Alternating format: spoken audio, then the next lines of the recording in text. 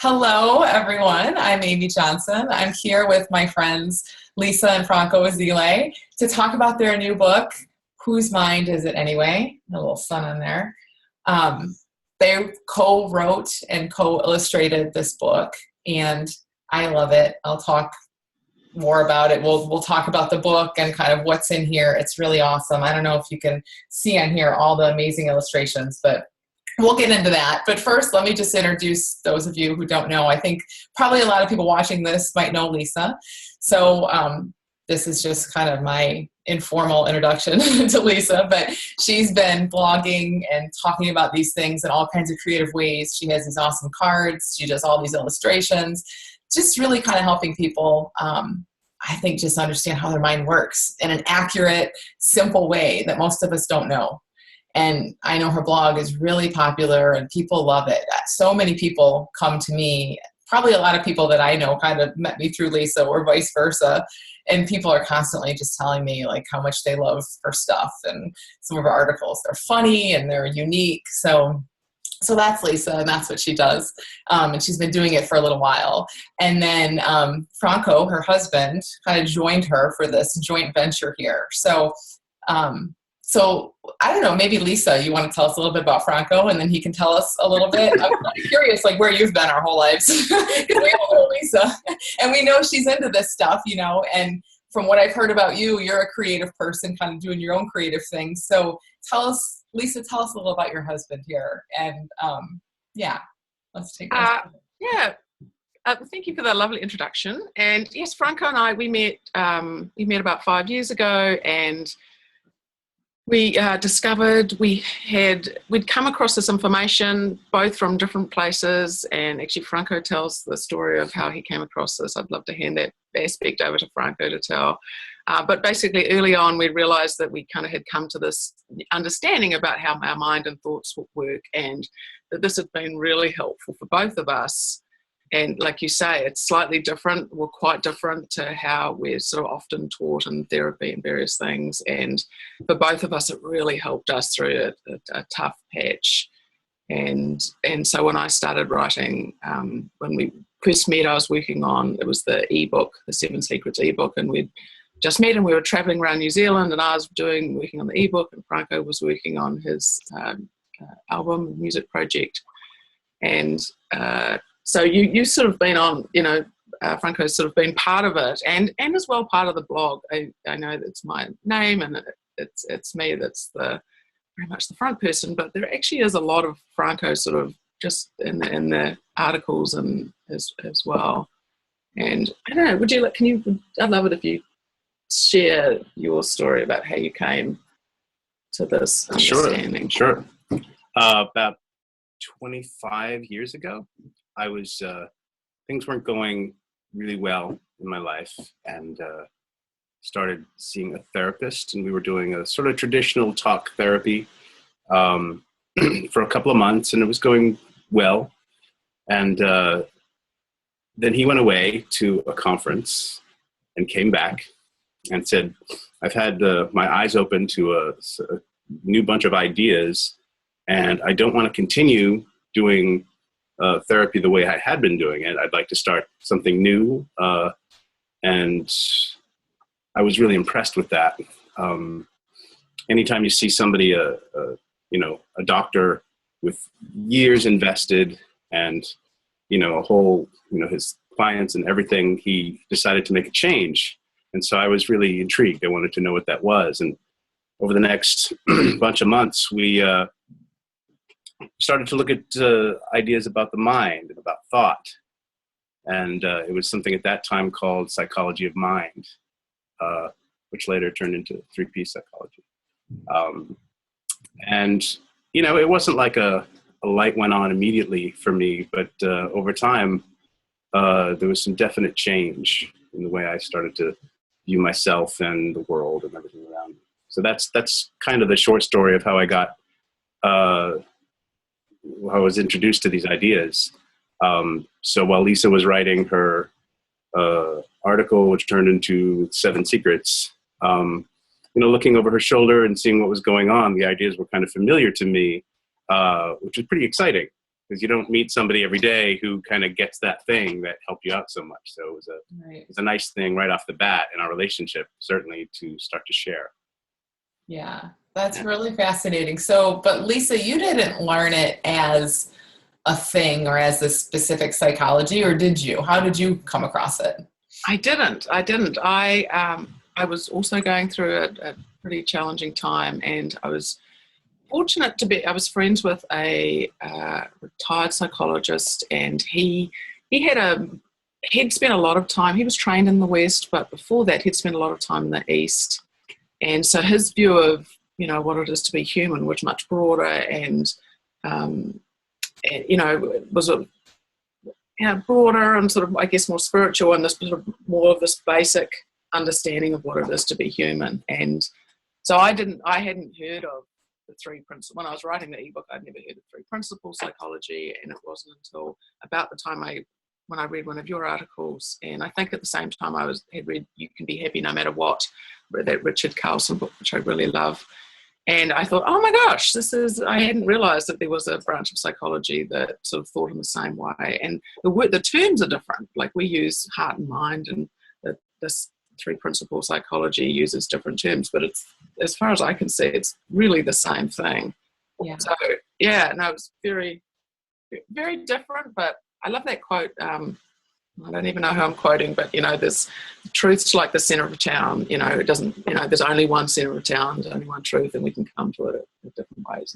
Yeah, it's so fascinating because I've heard like variations on that from so many people, and me too, where it's like you hear something that really resonates, and then later you see, oh, there's actually a thing around it, but it doesn't matter what the thing is, what the title is, what the psychology is. It's really just that it's like coming together at that same truth. But it's really, really interesting that you guys like just found that you had done that on your own, and like found in your own apartment one day, hey, crazy. Yeah, and I think early on, Franco, you recognised that how important it was to share. We believe to share this message, and absolutely, especially Lisa's way of doing it was so gentle and so non-confrontational.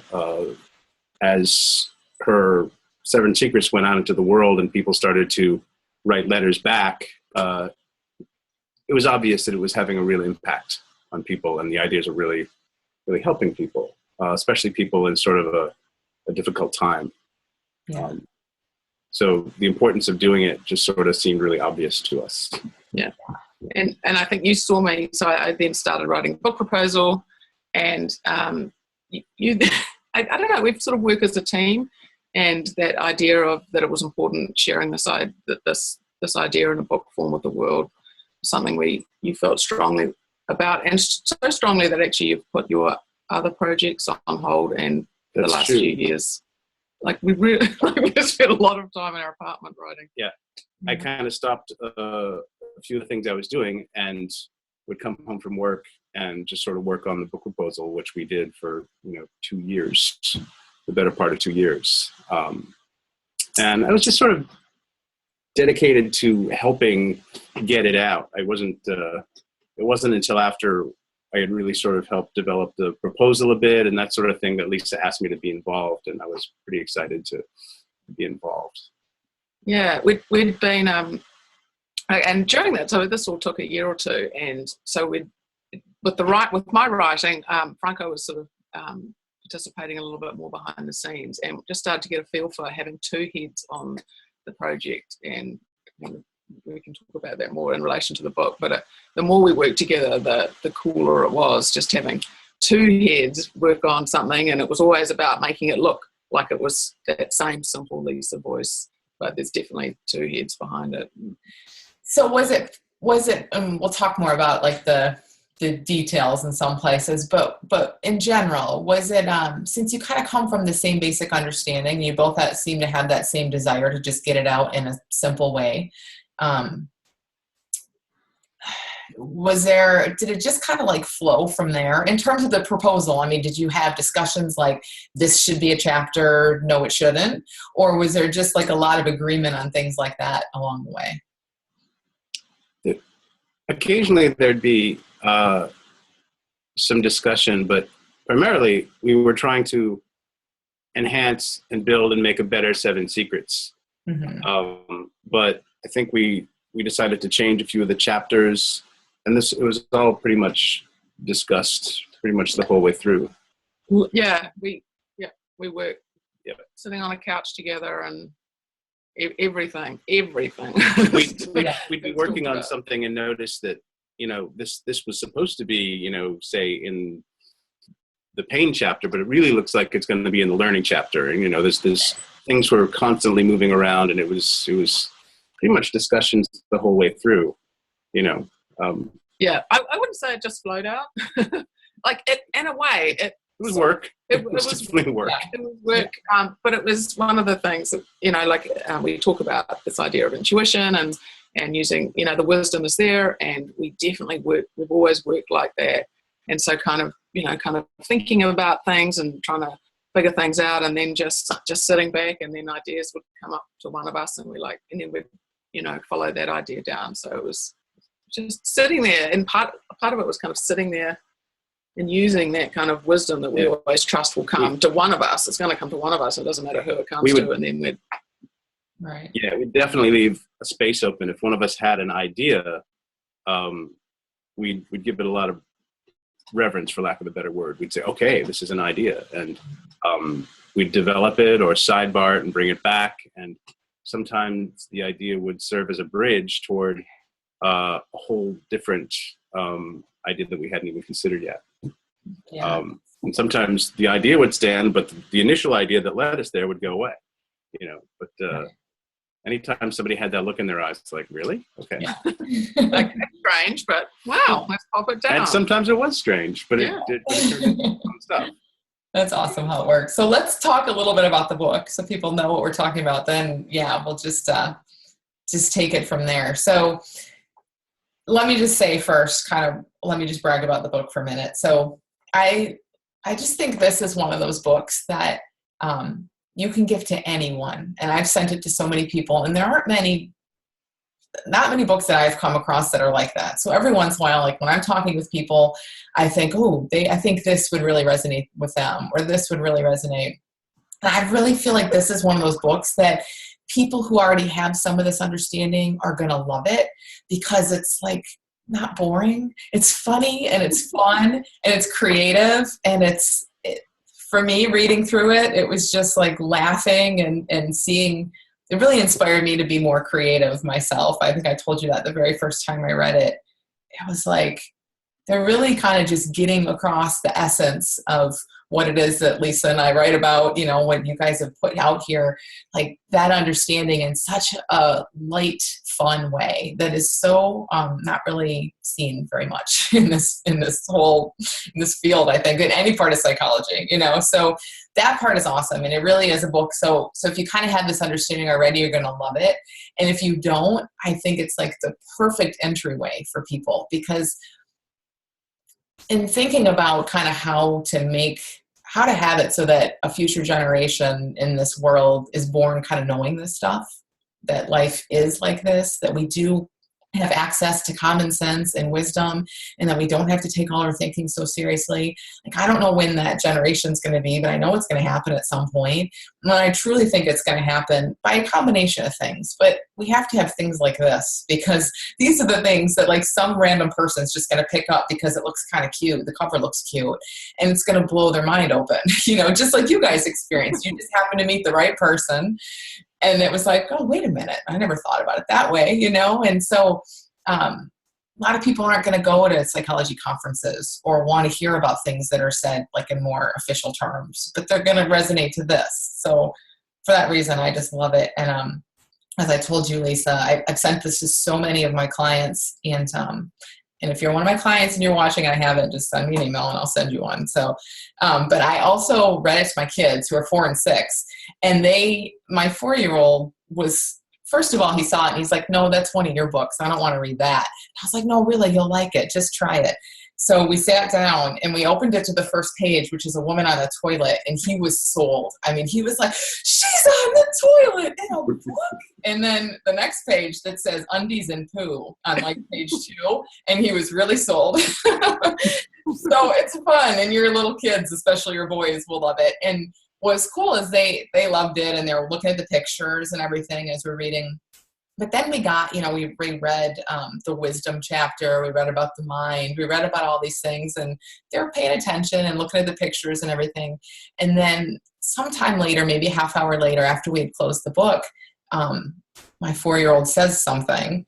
And I was like, how did you know that? And he said, wisdom. So I was like, whoa, he's learning something too. So it's just a great book for anyone, really. And I'm not just saying that because you're here. I mean, there aren't many books that are great for everyone, but I honestly think that this is a way for stubborn old people that don't want to think any differently to like kind of see these truths. And it's a way for 4-year-olds to see these truths, and it's a way for everyone. So it's so I like it. So do you guys have like did you have like a market in mind when you wrote this, or were you just kind of doing what felt right to you in terms of just putting it out there the way that you like to put it out there? Yeah, we definitely had a market, didn't we? Yeah, but we soon thought that it would be a pretty wide age range. Yeah, very, very wide.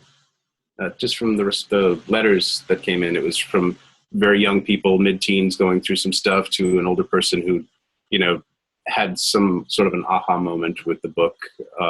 So yeah, definitely.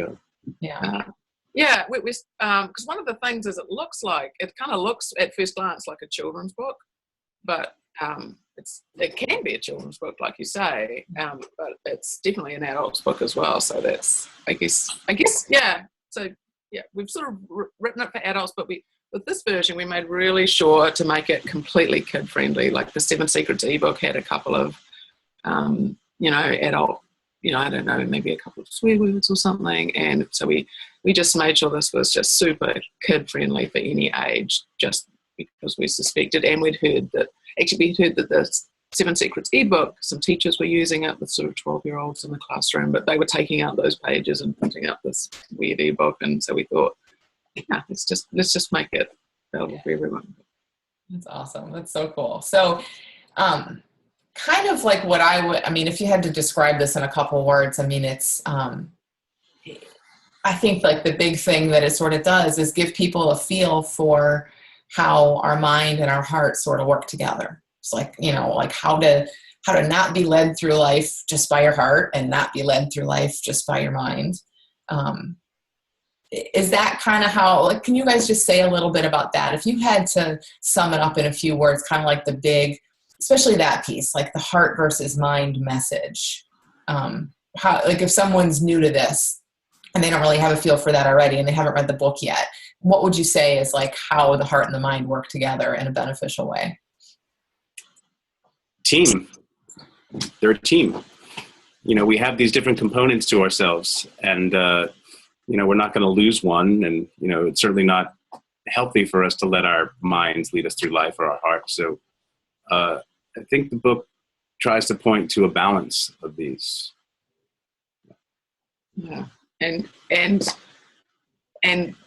for most of us, because we live in this really heady world, the schooling is very heady and mind based, and we're sort of taught to think about what would be best for us, and to use logic to solve problems, all of our problems and all our life, to think about our life logically. So I guess in society at the moment, having both of them sort of entails figuring out how to hear your heart a little bit more, and understanding that we have this side of us, but also that our mind's wonderful and awesome and great at lots of things. And like Franco said, so it's like this idea of teamwork and how to just kind of get a little bit more balance back into things.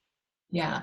And I think the illustrations help with this a lot, is it doesn't paint the mind to be the enemy. And I think a lot of things, not intentionally, but sometimes we can get that idea, like, oh, my thinking, it's very critical and it's very limited and all of that kind of stuff, so it starts to make the mind look like an enemy. And the mind is so cute in this book. Like, it's adorable. I mean, look at it with all these Band-Aids on it. Like, that's not the enemy. So I don't know if that was intentional or not, but it definitely comes across in this. It was really intentional. Yeah. We wanted to make the mind friendly, and that was one of the trickiest bits. Actually, was developing the mind character, and having one that was friendly. That you can tell the mind's trying hard, but he's doing too much and working too hard is really the problem, not the mind itself. Right. Yeah. So say a little bit about. So one of the chapters in here is calm, right? It talks about calm and how we're already calm. Can you say a little bit about that? Like kind of how the mind like kind of tricks us into, or maybe tricks isn't even the right word, but kind of how the mind comes in and masks our calm sometimes. Yeah. Just racing thoughts. We all get them, and one leads to another, and they wind us up, and we don't realize that that's not necessary. When I first learned about these things, I guess I was in a pretty intense time in my life, and as soon as I started to look at thoughts as just these things that were flowing in and out of my head all the time, the feeling I had is it created space for me to sort of exist and not be affected by them so much. And I guess that was a feeling of calm for me. And other things started to happen as well. Like as a musician, I started to have other ideas and things I could do. And with my life, I eventually, moved from one side of the country to the other, just to sort of follow the musical things that I was trying to do. So I think my intuition began to speak more loudly with that. Yeah, I totally, I agree with everything you've said. And I guess the one little thing I'd add for myself was understanding that I was already calm underneath all these thoughts. Just really took the pressure off, because there was no need for me to try and get anywhere. Like I was already there. Like I was already here. I might not feel it. Like I might not feel it very often at all. I might be really, noticing a lot of thoughts a lot, but I still don't have to try and get anywhere. Like that bit was now off the table, and I could just kind of, okay, I've got everything I need like within me, and even though I can't feel it, it's there, so I don't have to try so hard. It was nice. Yeah, I love that. Like just knowing that there are answers and there's calm and there's everything we want there, and that it's just covered up by thought, and that the thought is well-meaning. It's not, and it's helpful at times, it's not a bad thing, but that it's just sort of little interference sometimes to our calm. But like you said, we don't have to come up with all the right answers. We don't have to get anywhere. Just when that thinking kind of gets quiet, then we're right there.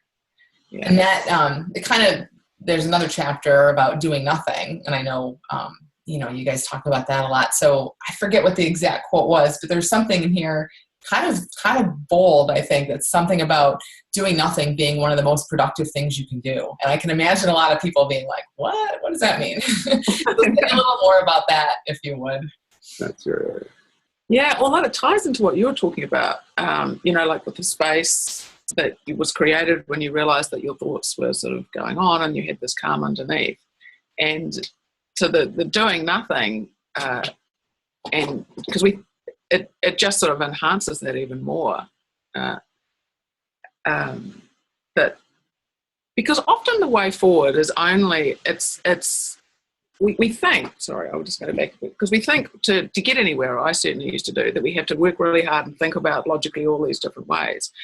And then when you kind of create this bit of space between you and your thoughts and doing nothing and just like sitting and pulling back and just, for us when we're working, it's just sitting on the couch, getting a cup of tea and not worrying that we haven't figured this, whatever, but we're working out on, and just, taking a break and talking about something else and just relaxing or going for a walk. And doing nothing, however it is for us, and it just allows that sort of the mind to just quieten down, and that sort of wise bit of us to kind of speak up with this little idea, and they're not usually they're very simple things. It's not like you have to change everything, like this massive turn your life upside down kind of thing. But it's just little, like an idea that can really make a huge difference.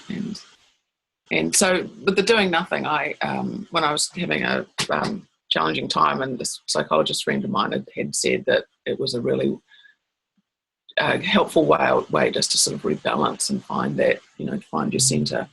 And so I would sit there and do it for sort of longer stretches. But the concept of it can be applied to anything. Just sitting back and trusting that things will happen is another way of doing nothing as well.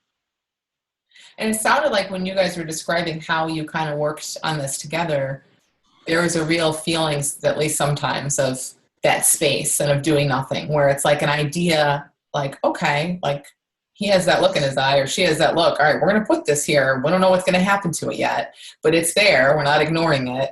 And now let's go for a walk and we'll see. We'll revisit it tomorrow, and it seems like that would, this whole understanding, I'm sure everything that you write about probably helped make this process of working together much easier than it might have been otherwise, because you could do things like that, and not have to worry about what the other person thought, or, well, how is that going to work? And that to the same extent. Absolutely. And because we never fought, we don't really disagree. There's never anything to disagree about, because someone gets an idea, we pop it down, and then we both work, then we just kind of follow the threads, and the end result is always something that we both feel really good about. And if one of us, and we always recognize that if one of us doesn't quite feel really good about it, then there's something else to happen. So I think both of us probably at one point or another had an idea that we were moving forward with, and the other came up with an idea that might have contradicted that in a way. But the plan was, or what we seemed to do naturally, was just give that new idea some space and couch this idea for a while. Mm-hmm. Every once in a while, we would go back to that idea after exploring where this one would take us. So I think the idea of just always going with whatever's flowing at the moment will really work well for us. Yeah. And it was really fun. Like a lot of the ideas, like we didn't, like the book that's resulted with the girl on the toilet on the front page, like we didn't plan that. That was one of those wacky ideas that came up. That wasn't in the book proposal? It was not in the proposal, actually.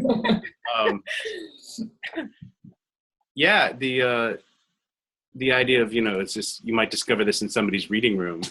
And then it was like, everybody's reading room is their bathroom. So why don't we just put it in there? And we did. Yeah. And we Oh, go ahead. It's really nice to hear that you saying you enjoyed the book and thought it was funny, because when we were writing it, we had a lot of fun and we laughed at all of these things as well. And, so it's fun hearing that was the result. Yeah. Were there things that you laughed about together and you kind of had in there, and then you looked at each other and said, are we really going to put this in there? I would imagine there had to have been. Well, the toilet for one, Some of them we'd pull out, but there are definitely some in there that, I can't, that is still there. And that's one of the things that's like following that little voice that says, put this in there.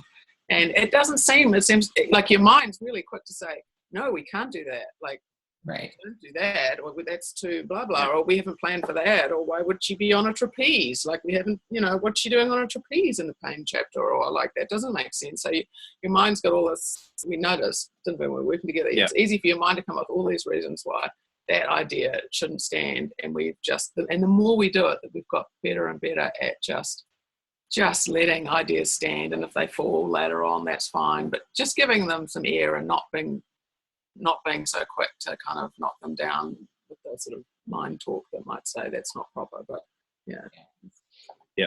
And there was something we learned with the articles.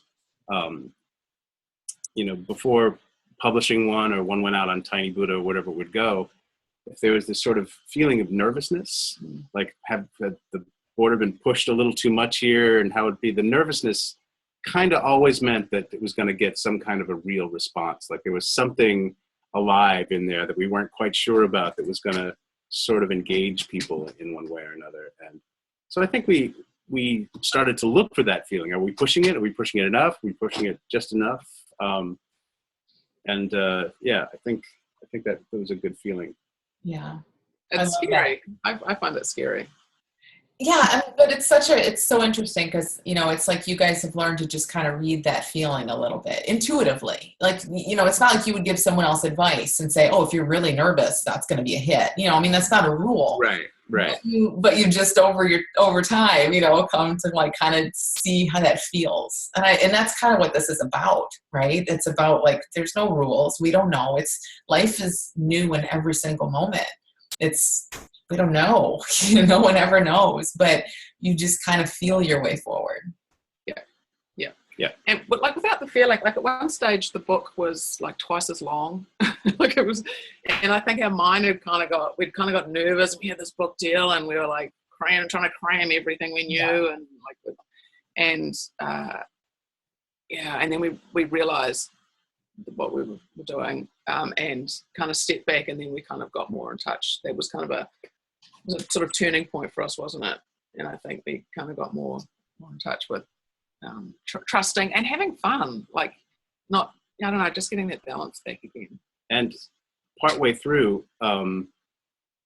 we started to realize what we could do with the illustrations. Mm-hmm. And the illustrations have a separate narrative all the way through. It works with the text, but it also has its own thing going on.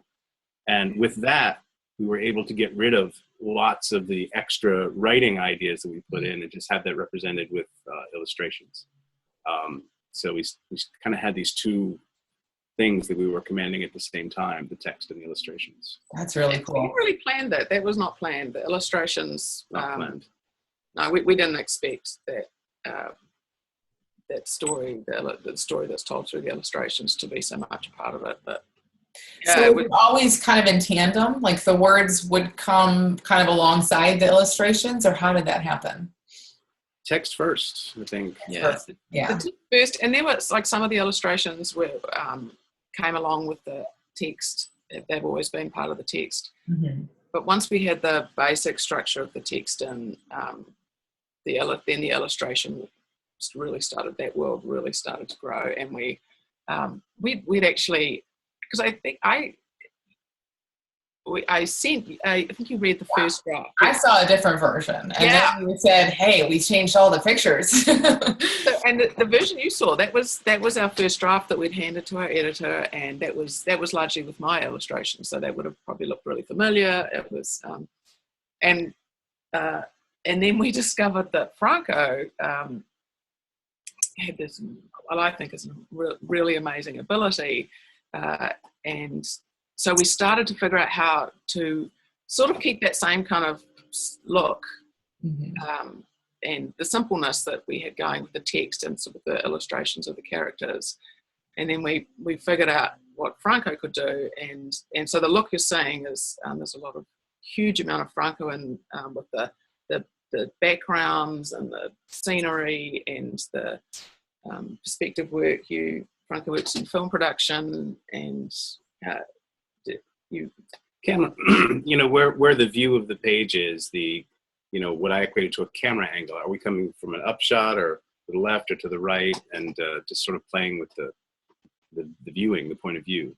Yeah. As you look at the page. And like discovering that, and so we're both working together, certainly on the illustrations, but discovering what we could do together was so much fun. It was so much fun and hectic, because we'd handed in the first draft and we had a few weeks for the second draft, so we really had to illustrate the whole book, and there's like 160 illustrations. We did it in a few weeks, and it was incredible, and we like barely left the house. And so were your editors totally fine with the first draft, and then you give them this much better draft? Were they like, wow, where'd that come from? Yeah, that's amazing. Yeah, they loved the first draft, and they really dug the second. And I love the colors too. Just like, it just has such a cohesive feel to it. It's like like, you know, I mean, it looks like your stuff, but different, you know, but I don't know, everything in here. And then the animation you guys have on your website, I don't know, it just has a real feel to it. Like this little woman like comes to life and the mind comes to life, you know, all these characters, they really have I don't know, they just really, they don't look like little drawings. On the one hand, it's so not fancy, which is exactly what this book is. And I think what this understanding is, it's not fancy. It's so commonplace and so simple. And that's why I love that you guys kind of portray it in that way. But what is fancy is the wood floors. Like, did you draw? Oh my gosh. You drew all these wood. Somebody noticed. Floors look better than our real wood floors. How did they do this? Really good. My favorite pictures are the ones of her ironing. I don't know, like there's just something about this, like the perspective and the dimensions and all of that in there. It's just, she's ironing and she has her phone and like all the wood floors are there. Yeah, really good. Yeah, I can imagine. So your editors never, like, they were just happy with you guys illustrating, and did you get a lot of like feedback on that piece of it, or was the feedback more on the text? Occasionally there'd be a couple of words like beautiful image or really nice, and generally it's a steady flow of approval. Yeah. Yeah. Yeah. Yeah. And sometimes, you know, when we were, because the illustrations they work really well with, that hopefully work in with the text. And a few times our editor would say, you know, this text illustration doesn't match the words. So if we did get off track and things weren't gelling, they would definitely pull us up on that. And from time to time they'd have an idea of how something could work better, or they just have a really strong opinion this isn't working, and okay, we can work with that. Totally. Yeah, we were pretty flexible. Yeah. I mean, having feedback, and we had a friend, she would read it as well and give us feedback, and our editor, of course, who was fantastic. And, you know, it's just so great to have an outside, you know, view as you're working on something. Yeah. Cool. So just a couple other things I want to touch on, like from the content of the book. One, so you're talking about sort of how our thinking, our mind is just always going, right? And beneath that, there's a calm. And when we let our thoughts just flow, they do just kind of flow a little more nicely and naturally, and there tends to be more of a space there. And then in the part of the book where we want to punch you in the face, you say that stress is a choice. So that's like, right, like stress is a choice. So say a little bit more about that. If these stressful thoughts kind of flow through, kind of where's the choice in it? The attention you give to it. It's you know, we all get stressed out. We all have lots of thoughts going through our head, maybe from one really important thing, or just a really busy life, or whatever the situation is. But we're giving it almost full attention. Yeah. And that's a choice. That's, you know, we have the choice to step away from that and sort of remember ourselves and remember our calm. That's what that means to me. Yeah. Yeah, and at the same time, like in the following pages, is like, it's useful to know that, but it's also, we don't need to beat ourselves up for feeling tense, you know, like it's both okay. You can kind of have those, you know, two ideas. So, right. Yeah, the stress is because, like Franco said, we're getting caught up in our thoughts, and also it's totally okay and natural and we do that. But but just by knowing that we're getting caught up in our thoughts and that's what's causing the problem, it's that space that Franco was talking about, it, and you talk about a lot as well. Just that little bit of space can just kind of make things easier. Yeah, I love your metaphor of the sun and being in the sky, and the clouds are just thoughts rolling through. That's I think about that one a lot. It's nice. Yeah, me too. It's not mine, but yeah, I know it's a good one. I use it a lot. But I think that's what this book really does too, is it just gives you that feel of that. And that's really, because it's not about choosing different thoughts. You know, when you say that explicitly in here, it's not that hard. We don't have to sift through anything. We don't have to sort through our thoughts. We don't have to actively choose certain ones over other ones. But by understanding what you teach in here, kind of how the mind is different from something deeper than the mind, it's like that space, you know, there's a natural kind of space that grows there. So this just goes and does what it does, and it's just not so important. So yeah, I think that really comes across. And to me, I think that's like just in my opinion, but I think that's like the biggest foundational thing for people to see. Because when you get a feel for that, nothing, everything else is just, you figure it out. That's like it's like getting enough sleep and eating an adequate diet and having shelter, from then on from then you just do what you do. You just, choose the extras. But to kind of have a feel, for the mind, how it works and what's under it is huge. And that's really kind of what the whole book is about, I think. So anything else that, I don't know, I just love it. My favorite chapter, which we didn't even talk about, was the learning and how our mind thinks it loves to learn stuff. Cause that's so kind of counterproductive too. I think everyone would say, I do love to learn things. And in many ways, our mind just likes that efficiency and the status quo, and it kind of keeps our world kind of small, all well-meaning. It's not bad, but just to know that it works that way. And I love when you guys talked about what you called it, like being belief blind. I'd say it a lot as like a fish in water, right? So we have so much thinking. We're like a fish in water where the fish says, what's water? I'm just living my life. And you guys talk about like being belief blind, where we're just, you want to say a little bit about that? Just how how we can get so blind to our own thinking and beliefs. Yeah, and I've had this experience a lot. We all do. Like someone will tell you a new idea and it's like you can't hear it. And sometimes, people have read the book or you're talking to them and I can see it happening with them. It's like the words were on the page and it's like our brains don't take them in. And the psychologist friend I was with, who was so helpful to me, like I'd known him for 5 or 6 years before. And when I finally got it, I said, why didn't you tell me this stuff before? And he said, I did. I've always been talking about this. I had 5 years of it. 5 years. Why didn't you listen before?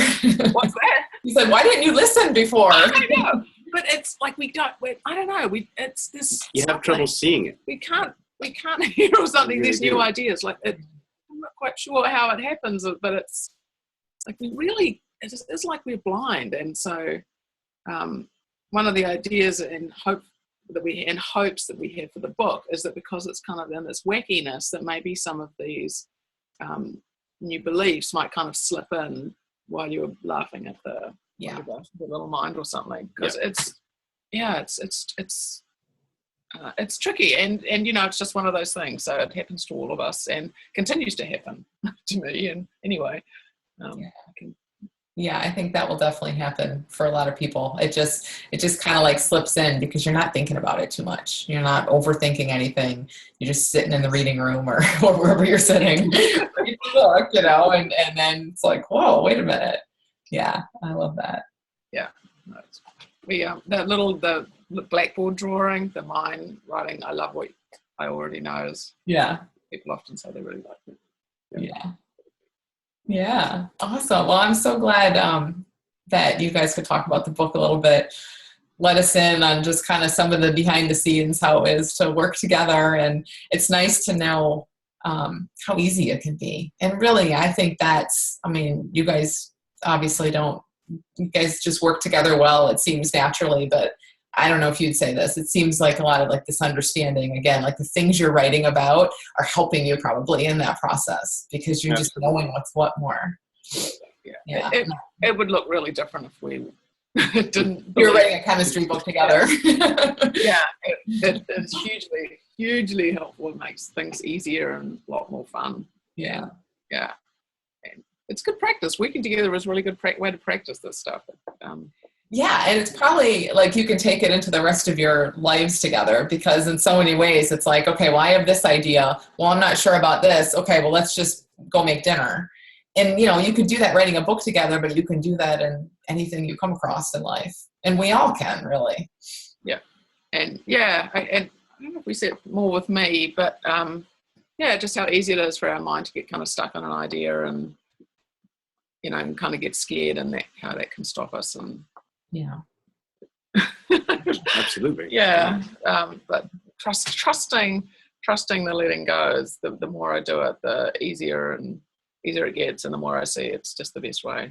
I don't need to be as afraid or controlling, or my mind can kind of take a step back a little bit. Yeah. Yeah. Cool. Yeah, it's pretty fun. And Yeah. you know, we are huge fans, I'd just like to say, of your stuff, Amy, of course. And so it's thank you for chatting with us today. And yeah, thank you. And thank you for sharing this. And I'm going to share this interview and this book, continue to share the book with a lot of people. Can you tell us a little bit, tell us what's your website together, where there's a really cool animation, if you haven't seen it yet, kind of a book trailer that goes with the book for people to watch. So yeah, tell us that, and then where they can buy the book. francoandlisa.com is the website, and you can buy the book pretty much any bookstore can order it for you. A lot of bookstores have it. A lot of Barnes and Nobles, and but you know, they will order for you if they don't have it in, and of course you can buy it online at all the different online stores, Amazon and all the rest, and around the world. Most bookstores around the world would be able to order it for you if you told them the name of it. Cool. So, yeah. Cool. Good. Well, thank you so much. And Thanks, Amy. Thank you. once again, everyone, here's the book. And I'll have, when I publish this, I'll have all kinds of details. I'll have the website and all that stuff there so people can find it easily. So great. Well, thank you. Thank you so much. Thanks.